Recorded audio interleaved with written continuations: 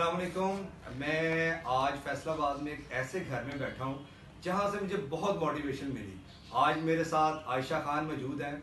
आयशा खान जब पैदा हुई तो ये डिसेबल थी। आयशा खान के ना दोनों हाथ थे ना दोनों टांगें थी, और इनके जो फादर थे वो वापडा में एक आम छोटे से अपना वर्कर थे।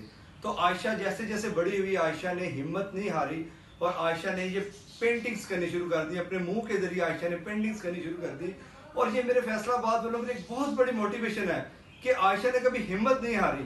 तो मैं आयशा, आप हमारे इस फैसलाबाद को क्या मैसेज देना चाहेंगे? आप कोई मैसेज मेरे इस फैसलाबाद के लिए? आप दुख्तर फैसलाबाद हैं, हमारी बेटी है शहर की, तो आप हमारे फैसलाबाद को क्या मैसेज देंगी?